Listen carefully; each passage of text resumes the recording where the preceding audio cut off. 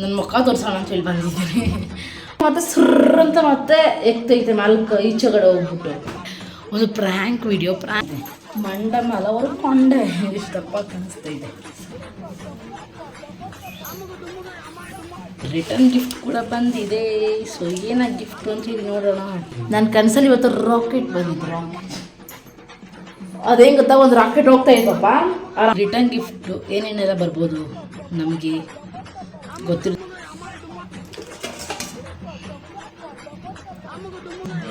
Return gift so ಇದೇನಂತ ನೋಡ್ತಿದ್ದೀರಾ, ದಾಳಂಬ್ರೆ ಒಂದು apple. So on ಮಾಡಿಬಿಟ್ರೆ ಮಾತಾಡ್ಕೊಂಡೇ ಇದ್ಬಿಡ್ತೀನಿ ನಾನು.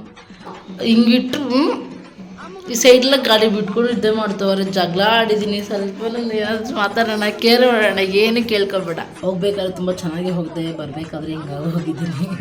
ಟ್ಯಾಂಕ್ ಮಾಡಬೇಕು ಅಂತಿದ್ವಿ. ಅದು ನಮ್ಮ ಅತ್ತೆನಾ ಇಲ್ಲ ನಮ್ಮ ಅಮ್ಮನ. ನನ್ನ ಮುಖ ತೋರಿಸೋಣ ಅಂತ ಹೇಳಿ ಬಂದಿದ್ದೀನಿ.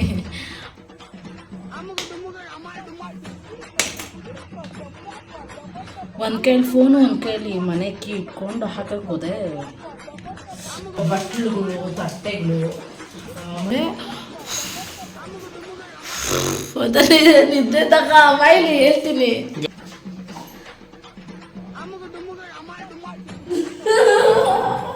ಸೊ ಇದರಲ್ಲಿ ಬಂದಿರೋದು ಗಿಫ್ಟ್.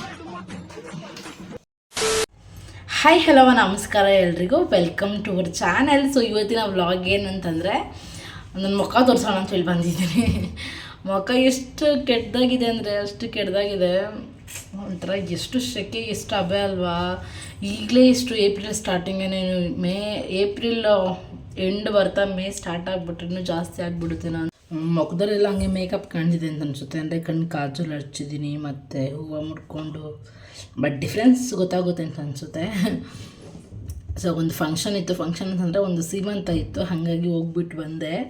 ಹೋಗ್ಬೇಕಾದ್ರೆ ತುಂಬ ಚೆನ್ನಾಗಿ ಹೋಗಿದೆ, ಬರಬೇಕಾದ್ರೆ ಹಿಂಗಾಗಿ ಹೋಗಿದ್ದೀನಿ. ಸೊ ಹೋಗ್ಬೇಕಾದ್ರೆ ಸ್ಯಾರಿ ಹಾಕ್ಕೊಂಡು ತುಂಬ ಚೆನ್ನಾಗಿ ರೆಡಿಯಾಗಿ ಹೋಗಿದ್ದೆ. ಅದು ಫೋಟೋ ಹಾಕ್ತೀನಿ ಪಕ್ಕದಲ್ಲಿ ನೋಡ್ಕೊಳ್ಳಿ. ಆ ಥರ ರೆಡಿಯಾಗಿ ಹೋಗಿದ್ದೆ. ಅದಾದಮೇಲೆ ಬರಬೇಕಾದ್ರೆ ಅಮ್ಮ ಮನೆಗೆ ಹೋಗ್ಬಿಟ್ಟು ಅಲ್ಲೇ ಸ್ವಲ್ಪ ಹೊತ್ತು ರೆಸ್ಟ್ ಮಾಡಿ ಜ್ಯೂಸ್ ಮಾಡ್ಕೊಂಡು ಕುಡಿದ್ಬಿಟ್ಟು, ಏನು ಆ ಬಿಸಿಲಲ್ಲಿ ಮನೆಗೆ ಬರೋಷ್ಟು ಫುಲ್ ಬಾಯಾರಿಕೆ ಆಗಿಬಿಟ್ಟಿತ್ತು. ಹಾಗಾಗಿ ಸ್ವಲ್ಪ ಜ್ಯೂಸ್ ಮಾಡ್ಕೊಂಡು ಕುಡ್ಕೊಂಡು ಡ್ರೆಸ್ ಚೇಂಜ್ ಮಾಡಿಬಿಟ್ಟೆ. ಅಂದರು ನನಗೆ, ಅಂದರೆ ಫುಲ್ ಸೆಕೆ ಆಗಿತ್ತಲ್ಲ, ಹಾಗಾಗಿ ಡ್ರೆಸ್ ಚೇಂಜ್ ಮಾಡ್ಕೊಂಡು ಸ್ವಲ್ಪ ತಿದ್ಬಿಟ್ಟು ಇವಾಗ ಮನೆಗೆ ಬಂದಿದ್ದೀನಿ.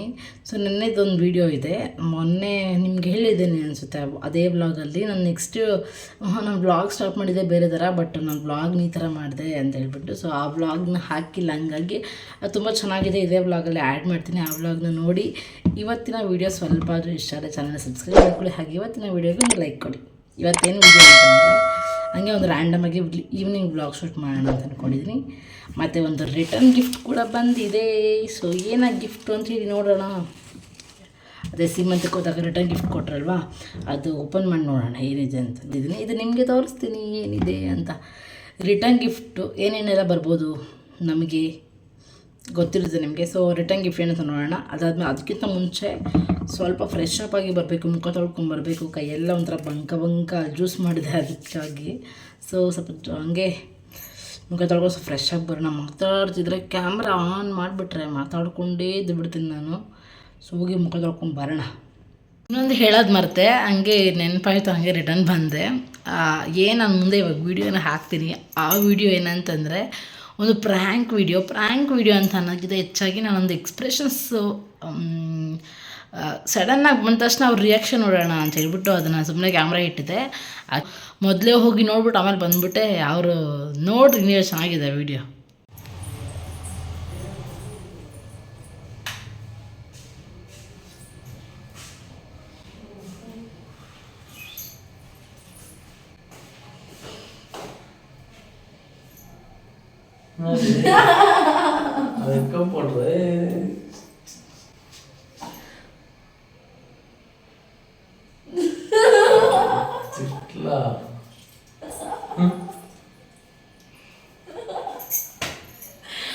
Hi madam.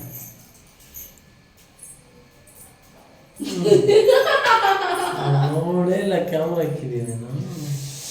ಓ ಮತ್ತೆ ನೀವು ಪ್ರ್ಯಾಂಕ್ ಮಾಡ್ಬೋದಲ್ಲ ಈ ಥರ ಕ್ಯಾಮ್ರಾ ಇಟ್ಬಿಟ್ಟು. ಬಿಡ ಆದ್ರೆ ಟೈಮಾಗ ಅರ್ಥ ಆಗ್ಬಿಡ್ತೀವಿ ಕಣ್ಣ. ನೆಕ್ಸ್ಟ್ ಪ್ರ್ಯಾಂಕ್ ಮಾಡಬೇಕು ಅಂತಿದ್ದೀವಿ. ಅದು ನಮ್ಮ ಅತ್ತೆನಾ ಇಲ್ಲ ನಮ್ಮ ಅಮ್ಮನ. ಈಗ ನಮ್ಮ ಮನೆಯವ್ರನ್ನ ಪ್ರ್ಯಾಂಕ್ ಮಾಡೋದು ಸ್ವಲ್ಪ ಕಷ್ಟ. ಯಾಕಂದರೆ ಕ್ಯಾಮ್ರಾ ಇಡೋಕ್ಕೆ ಯಾವುದೋ ಜಾಗ ಇಲ್ಲ ಸರಿಯಾದ. ಕಾಣ್ತಾ ಇದ್ದೀನ ಚಾರ್ಜರ್ ಅಲ್ಲ ನಂದು, ಅಲ್ಲೇ ಇನ್ನು ಎಲ್ಲಿಟ್ಟಿದೆಯಾ ಅಲ್ಲೇ ಇರ್ತದೆ.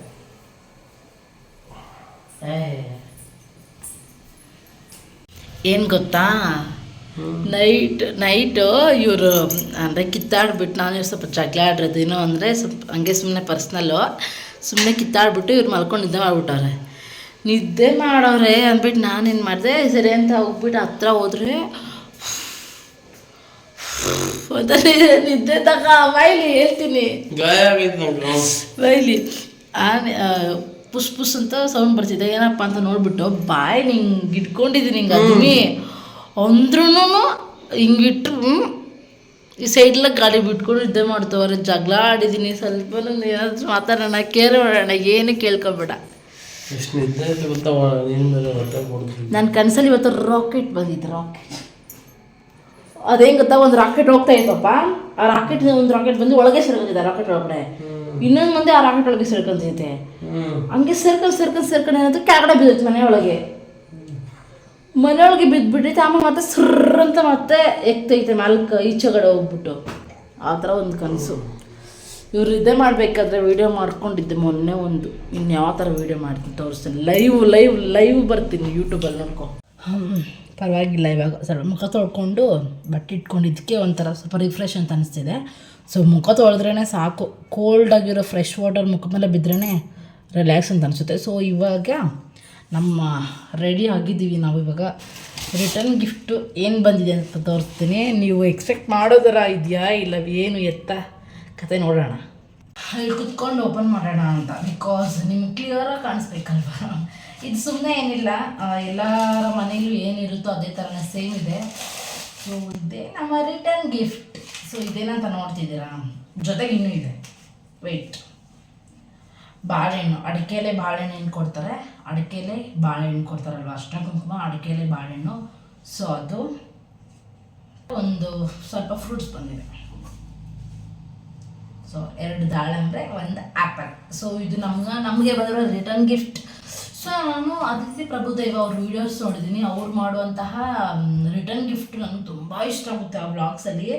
ನನಗೆ ಯಾವಾಗ ಐಡಿಯಾ ಬಂದಿದ್ದು ಈ ಥರನೂ ರಿಟರ್ನ್ ಗಿಫ್ಟ್ ಮಾಡ್ತಾರ ಅಂತ. ಬಿಕಾಸ್ ನಾನು ನಮ್ಮ ಫ್ಯಾಮಿಲಿಲಿ ಆಲ್ಮೋಸ್ಟ್ ಇದೇ ಥರನೇ, ಆಲ್ಮೋಸ್ಟ್ ಅಂತಂದರೆ ನಾನು ನೋಡಿರೋಂತಹ ಎಲ್ಲರೂ ಇದೇ ಥರನೇ ಕೊಡೋದು ರಿಟರ್ನ್ ಗಿಫ್ಟ್. ಈ ಥರ ಬಟ್ಲುಗಳು, ತಟ್ಟೆಗಳು, ಮತ್ತೇನು ಕೊಡ್ಬೋದು ಅಷ್ಟೇ ನಾನು ನೋಡೋದು.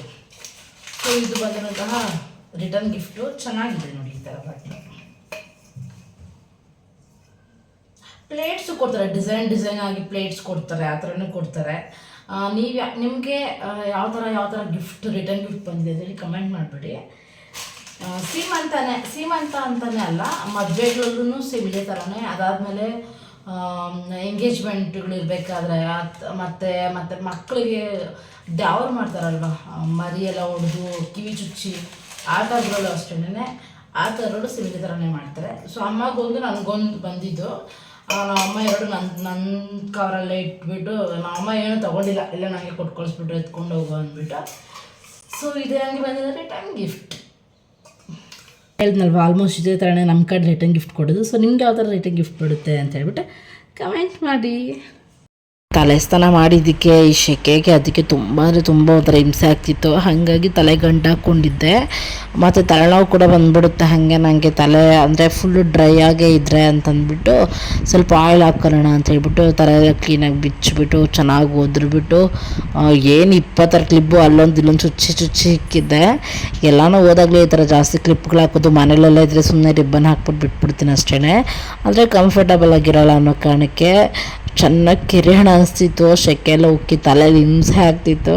ಸೊ ಫೈನಲಿ ತೆಗೆದಾದ್ಮೇಲೆ ರಿಲ್ಯಾಕ್ಸ್ ಅಂತ ಅನಿಸ್ತು. ಅದಾದಮೇಲೆ ಸ್ವಲ್ಪ ಆಯಿಲ್ ಹಾಕಿ, ಯಾವಾಗ ರೆಗ್ಯುಲರಾಗಿ ಯಾವ ಆಯಿಲ್ನ ಹಾಕ್ತೀನಿ ಅದೇ ಆಯಿಲ್ನ ಹಾಕಿ ಚೆನ್ನಾಗಿ ಬುಡಕ್ಕೆ ಆಯಿಲ್ ಇಳಿಯೋ ಥರ ಹಾಕಿದ್ದೀನಿ. ಜಾಸ್ತಿನ ಹಾಕಿಲ್ಲ, ಸ್ವಲ್ಪ ಹಾಕಿ ಹಂಗೆ ಸುಮ್ಮನೆ ಮಸಾಜ್ ಮಾಡಿಕೊಂಡೆ. ಅಂದರೆ ಒಳಗಡೆ ಫಂಕ್ಷನ್ಸು ಹೋಗೋ ತನಕ ಒಂದು ಖುಷಿ, ಹೋದಾದ್ಮೇಲೆ ಒಂಥರ ಖುಷಿ, ಮತ್ತು ಅಲ್ಲಿ ಹೋಗಿ ಸ್ವಲ್ಪ ಹೊತ್ತು ಆದಮೇಲೆ ಆಗುತ್ತಲ್ಲ ಹಿಂಸೆ, ಯಾವಾಗ ಹೋಗ್ತೀವಿ ಅಂತ.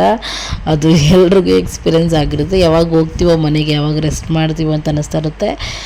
ಮೇ ಬಿ ತುಂಬ ಜನ ಆ ಥರ ಇಲ್ವೇನೋ ಗೊತ್ತಿಲ್ಲ, ಬಟ್ ನನಗೆ ಎಲ್ಲಾದರೂ ಹೋಗ್ಬೇಕಾದ್ರೆ ಎಕ್ಸೈಟ್ಮೆಂಟ್ ಅಂತೂ ಇದ್ದೇ ಇರುತ್ತೆ. ಸ್ಟಾರ್ಟಿಂಗು ಒಂದೆರಡೇ ನಿಮಿಷ ಹೋದ್ಮೇಲೆ ಅಯ್ಯೋ ಬರಬಾರ್ದಿತ್ತಪ್ಪ, ಏನಕ್ಕೆ ಬಂದೆ, ಸೆಕೆ, ಸುಸ್ತು, ಟಯರ್ಡು ಈ ಥರ ಎಲ್ಲ ಆಗಿಬಿಡುತ್ತೆ.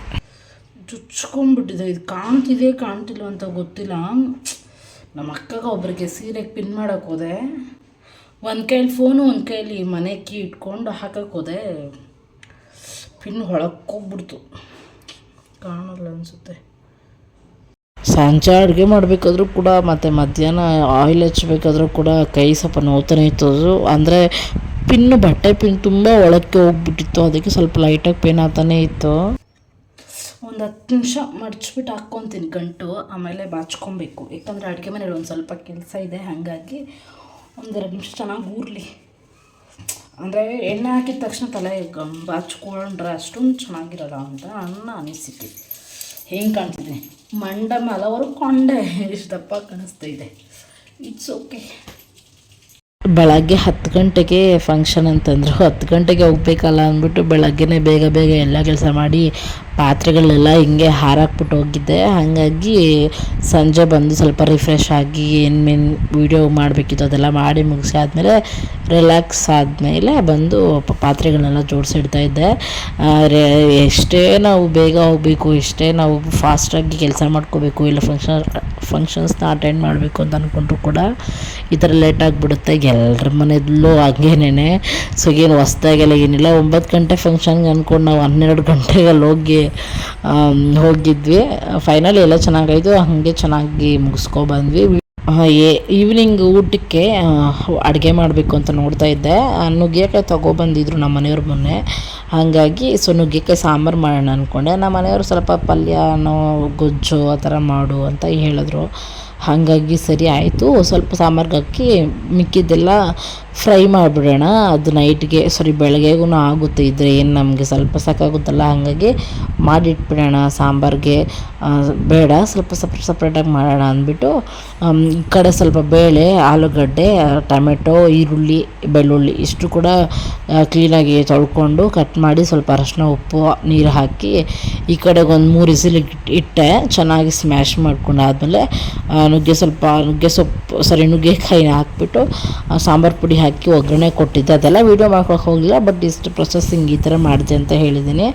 ಅದಾದಮೇಲೆ ಈ ಕಡೆ ನುಗ್ಗೆಕಾಯಿ ಫ್ರೈ ಕೂಡ ಮಾಡಿಕೊಂಡೆ. ಅದು ಡ್ರೈ ಫ್ರೈ ಅಂತ ಯೂಟ್ಯೂಬಲ್ಲಿ ನೋಡ್ಕೊಂಡು ಕಲ್ತ್ಕೊಂಡು ಮಾಡಿದ್ದೆ. ತುಂಬ ಅಂದರೆ ತುಂಬ ಚೆನ್ನಾಗಿ ಬಂದಿತ್ತು. ಅದು ಡಿಫ್ರೆಂಟ್ ಅಂದರೆ ತವಾದ ಮೇಲೆ ಫ್ರೈ ಮಾಡಿದ್ದು. ಸೊ ತುಂಬ ಚೆನ್ನಾಗಿ ಬಂದಿತ್ತು. ನೋಡಿ ಫೈನಲಿ ಇದು ಸಾಂಬಾರು ಈ ಥರ ರೆಡಿಯಾಗಿದೆ. ನುಗ್ಗೆಕಾಯಿ ಇದರಲ್ಲೂ ಅಷ್ಟೇ, 1-2 ತಿಂದುಬಿಟ್ಟು ಬಾಕಿ ನಾವು ಫ್ರೈಗೆ ಜಾಸ್ತಿ ತಿಂದುಬಿಟ್ವಿ. ಸಾಂಬಾರಲ್ಲೆಲ್ಲ ಹಾಗೆ ಇದೆ, ಒಂದು 4 ಪೀಸ್, ಒಂದು 7-8 ಪೀಸ್ ಹಾಕಿದೆ ಅಷ್ಟೇ ಇದಕ್ಕೆ ಸಾಂಬಾರಿಗೆ. ಬಾಕಿ ಎಲ್ಲನೂ ಫ್ರೈ ಮಾಡಿದ್ದು. ಸೊ ಫ್ರೈ ಸ್ವಲ್ಪ ಜಾಸ್ತಿನೇ ಮಾಡಿದ್ದೆ. ಲಾಸ್ಟಲ್ಲಿ ಇಷ್ಟು ಉಳಿದಿದೆ, ನಾನು ವೀಡಿಯೋ ಮಾಡ್ಕೊಂಡಿಲ್ಲ ಮಾಡಬೇಕಾದ್ರೂ ಅಂತ. ತಿನ್ನಬೇಕಾದ್ರೂ ಕೂಡ ಮರ್ತೋಗ್ಬಿಟ್ಟೆ ಊಟ ಮಾಡೋದ್ರಲ್ಲಿ. ಊಟ ಎಲ್ಲ ಆದಮೇಲೆ ಲಾಸ್ಟಲ್ಲಿ ಬಂದು ವೀಡಿಯೋ ಮಾಡ್ಕೊಂಡಿದ್ದ ಕಾರಣ ಎಷ್ಟಿದೆ ಅಷ್ಟೇ. ಮುದ್ದೆ ತಿಂದಾಗಿತ್ತು, ಅದಕ್ಕೆ ಓಪನ್ ಮಾಡಿ ಕೂಡ ತೋರಿಸಿಲ್ಲ. ಫೈನಲ್ ಎಲ್ಲ ಮುಗಿಸಿ ಊಟ ಎಲ್ಲ ಮಾಡಿ ಆದಮೇಲೆ ಬಂದು ನಾನು ಫೋನ್ ನೋಡ್ತಿದ್ದೆ. ಈ ಕಡೆ ಅವರು ಮಲ್ಕೊಂಡು ಫೋನ್ ನೋಡಿಕೊಂಡು ಇದ್ದರು. ಅದನ್ನೊಂದು ಚಿಕ್ಕ ಕ್ಲಿಪ್ ತಗೊಂಡ್ರೆ ಅಷ್ಟೇ, ಇವ್ರು ನೋಡ್ರಿ ನಾನು ಬಿಟ್ಬಿಟ್ಟು ಫೋನ್ ನೋಡ್ತಾಯಿದ್ದಾರೆ ಅಂತ. ಸೊ ಇದು ಇವತ್ತಿನ ಡೇ ಈ ರೀತಿ ಹೋಗಿದೆ. ಇವತ್ತಿನ ವಿಡಿಯೋ ಸ್ವಲ್ಪ ಆದರೂ ಇಷ್ಟ ಆದರೆ ಚಾನಲ್ನ ಸಬ್ಸ್ಕ್ರೈಬ್ ಮಾಡ್ಕೊಳ್ಳಿ. ಹಾಗೆ ಇವತ್ತಿನ ವಿಡಿಯೋಗೆ ಒಂದು ಲೈಕ್ ಕೊಡಿ. ಇವ್ರಿಗೆ ಮಲಗಿದಾಗ ಪಾಪ ಅವ್ರಿಗೆ ಹಿಂಸೆ ಕೊಟ್ಕೊಂಡಿದ್ದೆ, ಲೈಟ್ ಹಾಕಿದ್ರೆ ಅವ್ರಿಗೆ ಆಗೋಲ್ಲ. ನಾನು ನೋಡಿ ಬ್ಯಾಕ್ ಕ್ಯಾಮ್ರಾ ತೆಗೆಸ್ಕೊಂಡು ಮಾತಾಡ್ಕೊಂಡಿದ್ದೀನಿ, ಕಾಣ್ತಿದ್ದೀನ ಅಂದ್ಕೊಂಡು. ಅಂದರೆ ಬ್ಯಾಕ್ ಕ್ಯಾಮ್ರಾ ನನಗೆ ಗೊತ್ತಿಲ್ಲದ್ರೆ, ಈಗ ಸೆಲ್ಫಿ ಕ್ಯಾಮ್ರಾ ಅಲ್ಲ ಇದು, ಬ್ಯಾಕ್ ಕ್ಯಾಮ್ರಾ ಇಟ್ಕೊಂಡು ಲೈಟ್ ಹಾಕ್ಕೊಂಡು. ಸೊ ಇದೇ ಇವತ್ತಿನ ವಿಡಿಯೋ. ಸೊ ಪ್ಲೀಸ್ ಇವತ್ತಿನ ವಿಡಿಯೋಕ್ಕೆ ಲೈಕ್ ಕೊಡಿ. ಇಲ್ಲಿ ತನಕ ಯಾರೆಲ್ಲ ವಾಚ್ ಮಾಡಿದ್ದೀರಾ, ಥ್ಯಾಂಕ್ಸ್ ಫಾರ್ ವಾಚಿಂಗ್. ನಾಳಿನ ವಿಡಿಯೋದಲ್ಲಿ ಸಿಗೋಣ. Take care and bye.